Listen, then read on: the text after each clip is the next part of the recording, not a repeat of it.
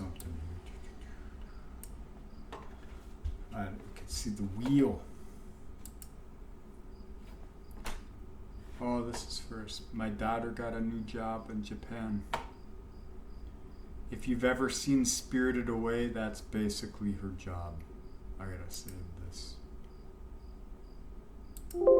That's when she starts work, so I was just giving her some insights.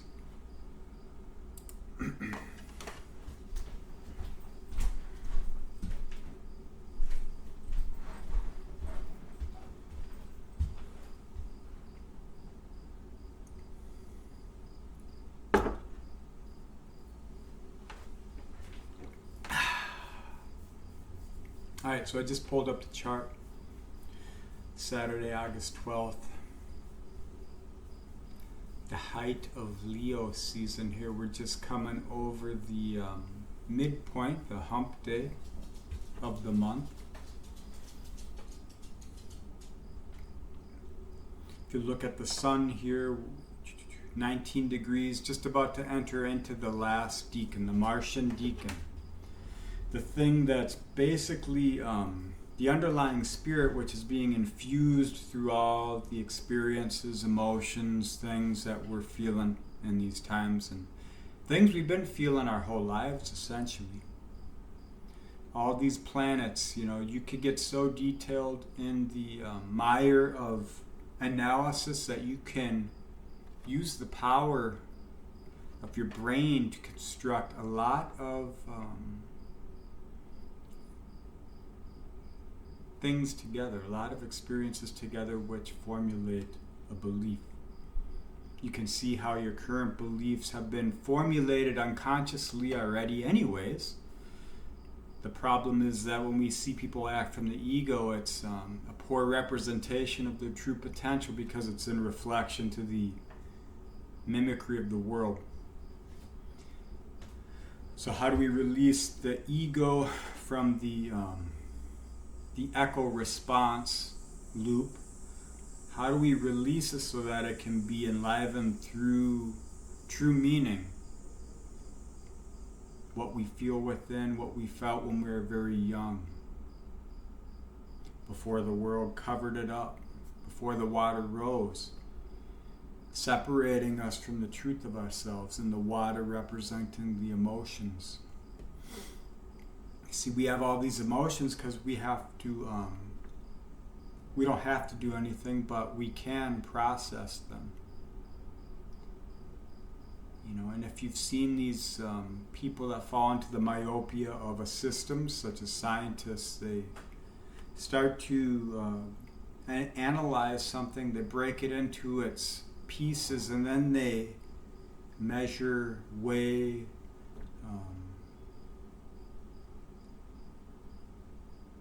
and judge each piece in relation to the other. In this way, we can understand a lot of the magic of life. That's why Mercury is at its strongest here in Virgo. I mean, when you meet Virgos that are tuned in, like they know how to care for themselves, then their instrument is in balance with the world around them, and they become maestros with whatever it is they do. If you want quality, then you find a Virgo. Now the problem is the Virgo gets captured in the 10,000 things because it is such an astute student of patterns and things like that, that it finds these details and it tries to see the magic, or it tries to discover the magic of what it is. And in that process, it kills the magic through the conceptualization, castrating potential. But that is just a phase, it's just a way of being, it's not a static, you know. Regardless of any analysis, where you go in life, it's up to you. How you express is up to you. The battle of beliefs is just what we see when we're in the echo response. So when you look at Virgo with the Pisces here, you're bringing the dream to form. All the potential, you're trying to name it, you're trying to work with it, understand it. And the way you work with it is through the higher mind, which is Aquarius, breaking through to something new from that which had been formed.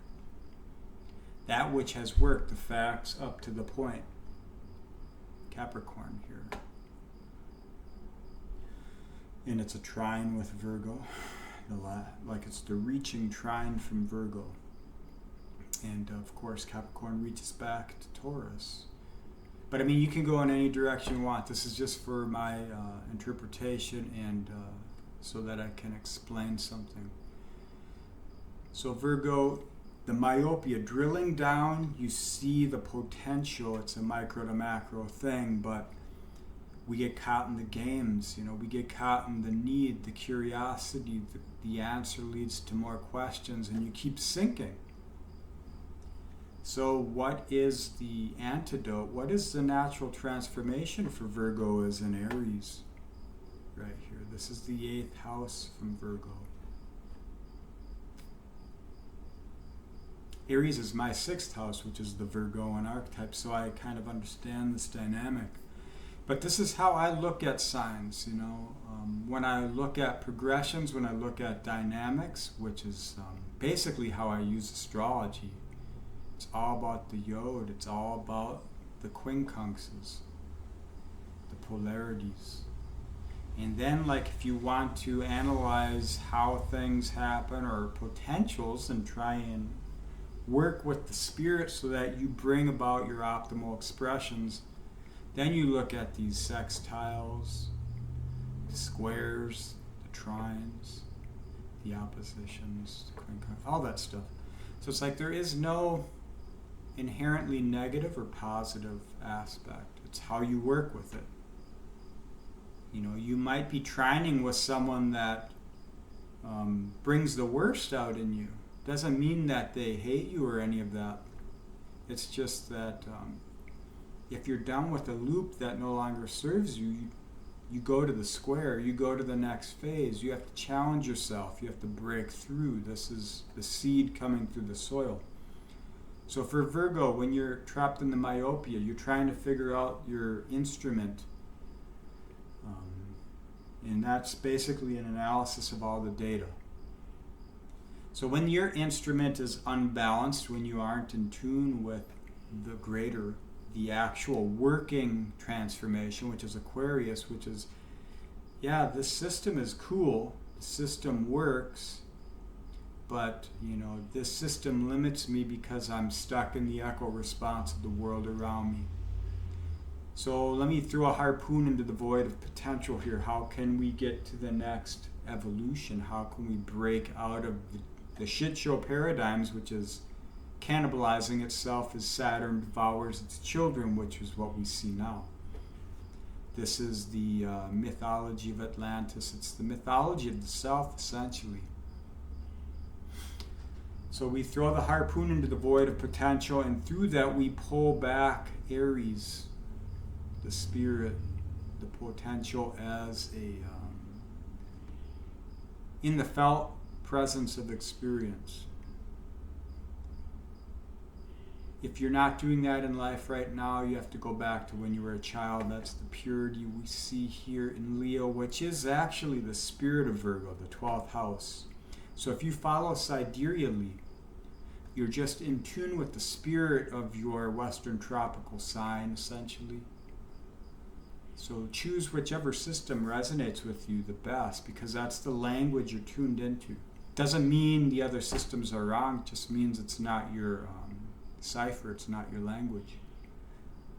But me, I like to understand as much as I can, because I don't deify any system, any idea, any philosophy, any belief. I take them all in, and those which have the most value are the ones that resonate naturally. So taking in multiple data points, this is what you can do in Virgo. So Aries gives you the potential. You don't have to lean on what was, you can create what's new. And what helps you to create what's new is all the data you've accumulated, which has fed your curiosity, the things in the past which have worked, the things that haven't worked. And it allows you to make your mistakes wise. That's the reaching trine from the process in Taurus to Virgo. Taurus makes a lot of mistakes. It does what it feels to be right. And we do what feels to be right a lot of times so that we can learn. You need ignorance to learn. So we choose wrong for the right reasons a lot of times. Don't get down on yourself because you make the wrong choices all the time. Realize that it's a choice that brings you wisdom, but it's through applying the knowledge of the process of your experiences. That's Taurus to Virgo here and all the stuff in between. These are the dynamics, the spirit of the dynamics between Taurus and Virgo. The spirit of the dynamics between Virgo and Capricorn is Libra, Scorpio, etc. So, when you're looking at this Taurus or this Virgo quincunx, the in conjunction junction, which brings transformation, you're being informed by the spirit of Capricorn, which is the first reaching trine. Your work in the world, essentially your expression as you reach for form. That's leading to Aquarius, which is bringing in Uranus and the Promethean experience, the knowledge, the one that holds the fire. And you carry that fire through the darkness of the void, of all the potential, and you come out of the cave in Aries, under the sun. This is Mars here. So the sun's going into this Martian decan here. It's a very high expression of Mars. But it doesn't mean that it's a high expression because it knows itself or that it shows itself. It's because these are the experiences in life which help you to cultivate. So you got to reach, you got to go into the things that you're uncomfortable with if you want to grow. It's just the way life is, isn't it? We get so traumatized as children, we don't want to do that as adults because of all the hurt and all the other stuff. But we don't realize that the hurt and all that other stuff, it's because that was the conditioning of the programming baked into us at a young age. Now that we have more knowledge, more experience, we could choose, knowing that the battle of beliefs is whether or not we're willing to carry the shadows of the past or step into new light here.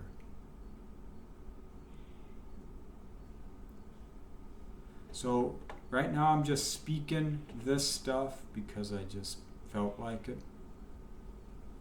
We see the South Node on my ascendant, at least the ascendant in relation to where I am at in this world.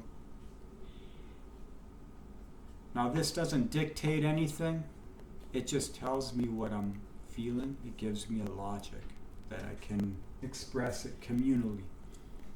That's what I'm doing. So if you wanted to break the chart down real quick as far as your efforts in the world, you can, you know there's a circadian rhythm within you. You know when you have the energy to work out. You know when you have the energy to deal with a problem. You know when you don't. Oftentimes we don't have the choice because we're locked into the statics of the shit show, trying to survive, trying to make hay. The grind of life is where you feel the spirit. You're tested in a way, either you put it down and you kill it through the conditioning, or you realize you've been doing that and you kill the conditioning to cultivate the spirit. That's what I'm doing. I think we're all doing that, but we don't always have the energy to move forward. We're just trying to stay afloat, until the sun rises or the ship comes or whatever. And that can represent inspiration. It's just spirit. You're working the rebellion for Uranus here. The spirit of Taurus is Aries. So this is where Prometheus enters into the world and the sun's about to go into Mars. So you're going to bring some new spirit in. The world's going to give you a place to put it. There's going to be weird, crazy stuff. More weird, more crazy stuff happening. People are going to be falling into the programming of their emotional loops in relation to the shit show because it's a survival mechanism. It's basically, that's why. Everything is kind of tied down to that, mother, father. So the world wants to make you a child of the state, of the technocracy, of the system. But really that system, all that pressure is just to make you realize you're a sovereign individual and you can bring yourself into this world. Then you're separate from the system, you're in it, but you're not of it. And we need more people like that so that we can create the underground railroad of these times, which is essentially the feudalism of spirit, which is rising. So try not to be pulled into the karmas of someone else or something else. Try and be pulled into your own dharma, bringing forward yourself. That honors the ancestors, it honors this reality, it honors you, most importantly. You don't have to know anything. You don't have, in fact, you shouldn't know and you shouldn't be sure, because otherwise you're not going to grow.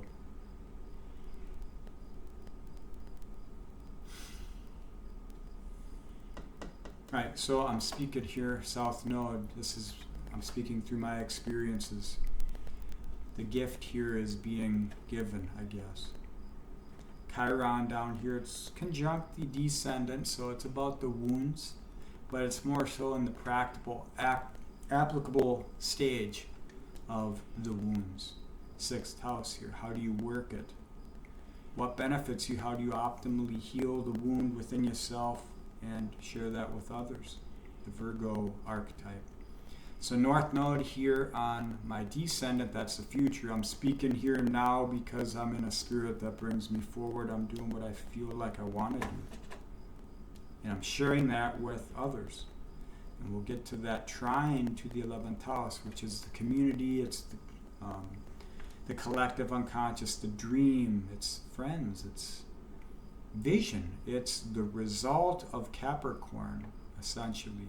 The need to break through from what once was and share that with Virgo here. So I'm doing the magician thing, which is Mercury just speaking about my passion and bringing the divine wisdom of Pallas Athena, which is just a different perspective, essentially. I don't think like most people. But if you really think about it, neither do you, but you're too afraid to be different, so you want to be normal and you block it. I have no choice. So Jupiter, Uranus, 7th house, I'm speaking about what I want to speak about, what brings me passion, what helps other people, what raises vibrations for the collective. Whatever language you speak it, you know. Don't let anyone else's beliefs limit you, okay? If you want to strengthen your belief, if you want to change your belief, find the people that give you the opportunity to without trying to control it and push it down. All right, so Vesta, transforming in the mind. Information analysis, the contrast, divide. How do you find the passion and how do you find the materials to build a fire through all of that? That's transforming you. And it's through yourself, analysis of South Node stuff, past experiences, and transformation of the mind here, essentially, how you have been in relation to the systems. You've mastered the systems, you've done a lot of good for the systems, but the systems are flawed, so how do you break out of all the debris of the chaos, of the crumbling, of the lies?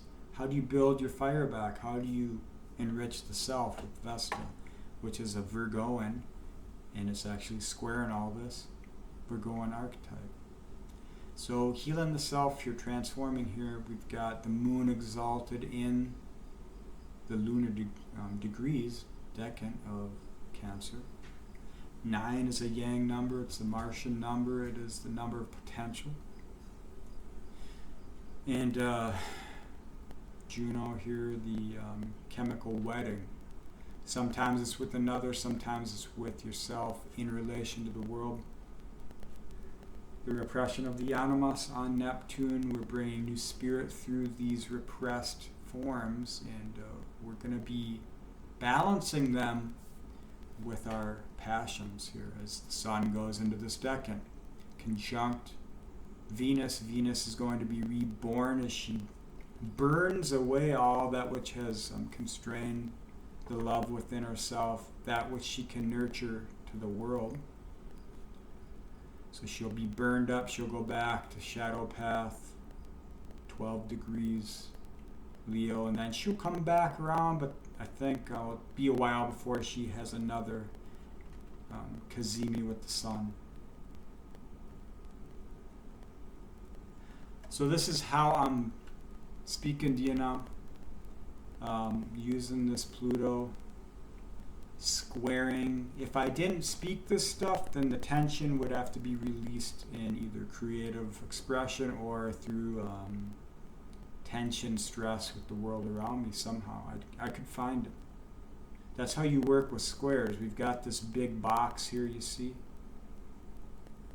So if you got squares in your chart, find how you can bring the tension to form in the most optimal way for yourself, and that benefits everyone else as well.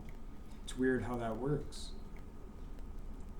So I should work out here because I see there's this yod between Mercury, Hygeia, and Chiron. Yeah, it's not exact with Chiron here, but it's Chiron's in the solar degrees. We got Sun going into the Martian, so I mean it's going to be enhanced in my perspective. And the Mercury is going to be at 17 within an hour here, so we got this thing in effect. If you want to use it now, look at where it is in the sky for you. You can go to Astro Theme, you can go to AstroSeek, you can go to astro.com, you can look at the charts and just, you can follow the moon and follow these transits to see if what you're feeling is in resonance with these, and then you can work with those feelings. So I'll work out, I'll put my body and my mind into a expression that benefits my health. Chiron here, I guess, in Aries. Alright, so that was a quick talk, diatribe. I don't know. Hopefully it will give you some perspectives on how to use the system. If not, then maybe at least it was entertaining. So thanks for watching, listening, and being.